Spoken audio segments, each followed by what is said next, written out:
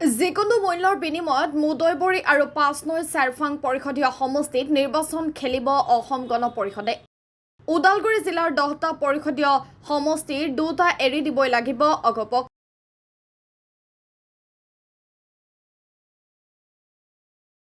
ৰাজ্যত আৰম্ভ হৈছে বিটিআৰ আৰু পঞ্চায়ত নিৰ্বাচনৰ কুচকাৱাজ।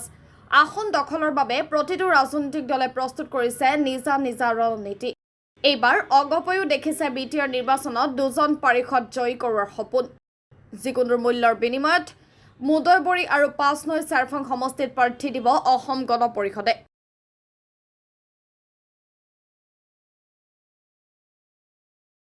ওদালগুৰি জিলাৰ ওৰাঙত অনুষ্ঠিত মাজবাট সমষ্টিৰ অগপৰ সাধাৰণ সভাত এই মন্তব্য ওদালগুৰি জিলা অগপৰ সভাপতি যতীন ডেকাৰ। মিত্ৰতা যদি সঁচাকৈ আছে তেন্তে অসম গণ পৰিষদক 2টা সমষ্টি এৰি দিয়াৰ আহ্বান জিলা সভাপতিগৰাকীৰ।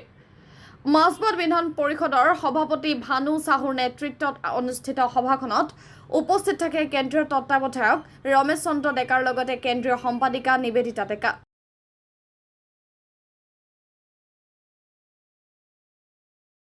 বিটিআৰ নিৰ্বাচনত মুখ্যমন্ত্ৰীৰ একলা চলো নীতিৰ কথাক লৈ অজ্ঞতা প্ৰকাশ কেন্দ্ৰীয় তত্ত্বাৱধায়ক ৰমেশ চন্দ্ৰ ডেকাৰ।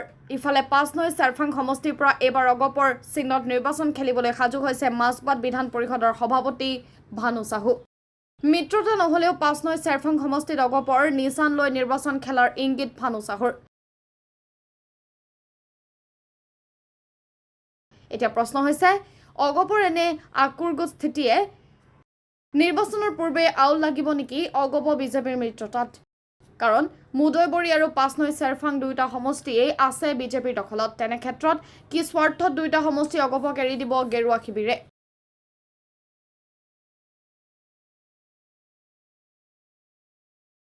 অসম গণ পৰিষদৰ নেতৃত্বৰ এনে আকুৰ্গোজ স্বভাৱে হেঙাৰ হ'ব নেকি মুখ্যমন্ত্ৰীৰ বিটিআৰ দখলৰ সপোন?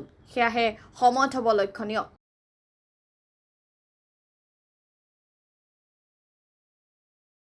ওঠৰ আৰু 19-20 গুৱাহাটীত এখন ৰাজনৈতিক কৰ্মশালা হ'ব।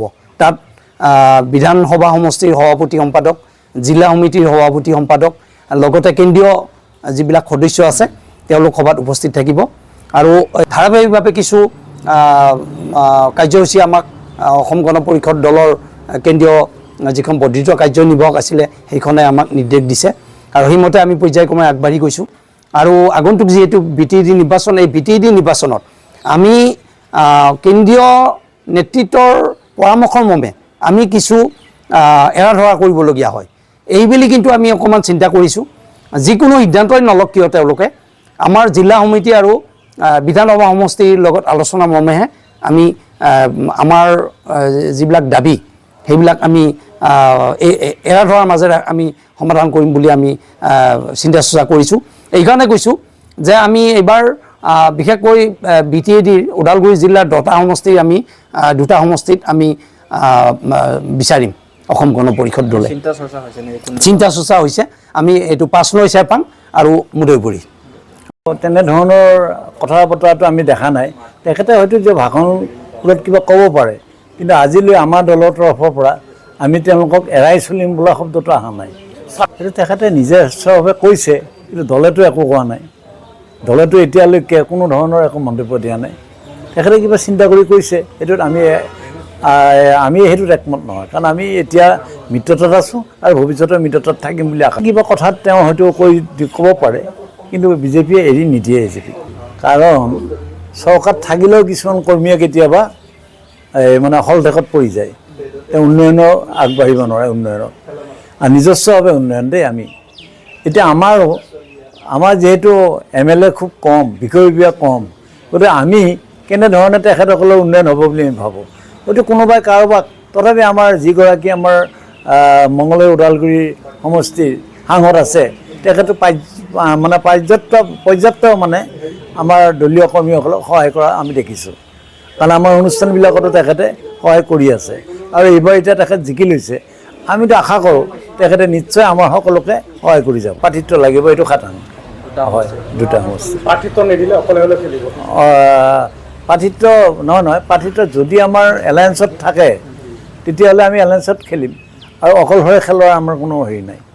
কাৰণ এইটো আমি এলায়েন্সত আছোঁ যিহেতু, এলায়েন্সৰ যিটো আমাৰ নিয়ম সেই নিয়মমতে আমি চলি যাম নহয় এলায়েন্স চবতে আছে আমাৰ কাৰণ এলায়েন্স শব্দটো এতিয়া মই কাৰোবাক বন্ধু বুলি ক'লোঁ এই আকৌ মই কোনোবা ফালে এবাৰ যাই পেলাই মই নকওঁ যে তেওঁ মোৰ শত্ৰু মানে বন্ধুৱে হৈছে কি দলৰ নেতৃত্ব আৰু আমাৰ যিসকল মানে একেবাৰে তলৰ কৰ্মী তেখেতসকলৰ লগত আলোচনা মৰ্মে যেতিয়া দলে সিদ্ধান্ত লয় তেখেতসকলৰ লগত আলোচনা কৰি সিদ্ধান্ত ল'ব যে আমি কি কৰিম তেখেতৰ লগত নাথাকোঁ সেইটো পিছৰ কথা কিন্তু এতিয়াতো একো সিদ্ধান্ত হোৱা নাই গতিকে আমি ক'ব পৰা অৱস্থাত একো হোৱা নাই আচলতে চাওক সকলো দলৰ নিজৰ নিজৰ এটা আদৰ্শ আছে সেই দলে এতিয়া ধৰক অলপ আগতে যিবিলাক আমাৰ AGP UPPL BJP আগন্তুক যিটো আমাৰ পৰৱৰ্তী যিখন নিৰ্বাচন হৈ গ'ল লোকসভা আমি মিত্ৰতাৰ লগত আছিলোঁ সেই মিত্ৰতা আশাৰে আমি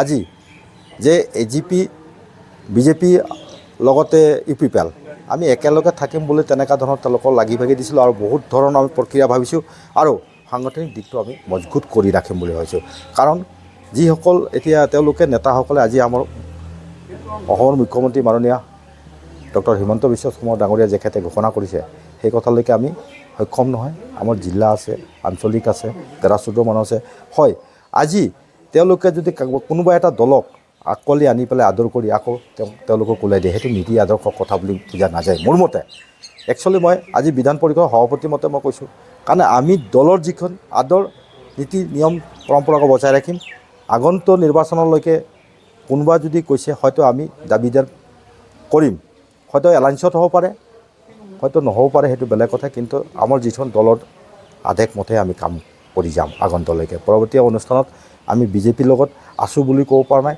এতিয়া তেওঁলোকে যদি আমাক উলিয়াই দিয়ে আমিতো জুজুৰুম থাকিব নোৱাৰোঁ তেনেকুৱা দলৰ তেওঁলোকে কি সিদ্ধান্ত ল'ব তেখেত মুখ্যমন্ত্ৰী আমাৰ ভাৰতৰ মন্ত্ৰী অতুল বৰা ডাঙৰীয়া আমাৰ সভাপতি লগতে আমাৰ কাৰ্যকাৰী সভাপতি কেশৱ মহন্ত ডাঙৰীয়া তেখেতসকলে যদি তেওঁলোকৰ লগত কেনেকুৱা ধৰণৰ এলায়েন্সত থাকে নাথাকে তেওঁলোকে ডিছকাছ কৰিলেও আমি শাখা কমিটিৰ গ্ৰাছৰুটৰ পৰা আমি ষ্ট্ৰং হৈ পেলাই দলটো মজবুত কৰি ৰাখি আৰু লগতে আগন্তুক উপ নিৰ্বাচন পঞ্চায়ত BTR সেই বিষয়ে আমি গোটেইখিনি গ্ৰাছৰুট লৈ পেলাইহে সমূহ আলোচনা কৰিম সেইখিনিয়ে কয় মই কোনোবা এজন ব্যক্তিয়ে কৈছে প্ৰাৰ্থিত্ব আচলতে ভেটিটো মজবুত হ'ব লাগিব আৰু অসম গণ পৰিষদৰ এই কণা চুপাতে মানুহ জাতীয় চেতনা আছে অসম গণ পৰিষদত যিহেতু এখন পেনেল আছে হয়তো পৰিস্থিতিয়ে ক'ব সেই কথা এতিয়া দলটো মজবুত হয় যদি হয়তো অকল বিষয় খেলিব পাৰে সেইটো পিছৰ কথা নাই কোনো ধৰণৰ দুৰ্বল নাই আমি লাগি আছোঁ গ্ৰাছৰুটৰ পৰা ভালে হৈছে আমাৰ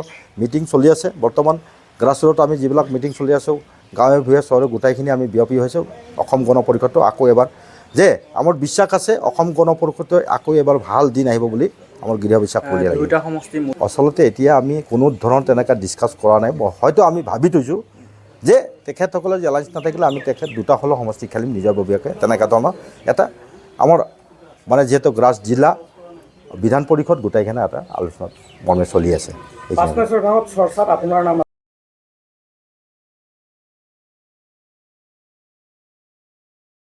নিউজ ডেস্ক টাইমছ মিডিয়া 24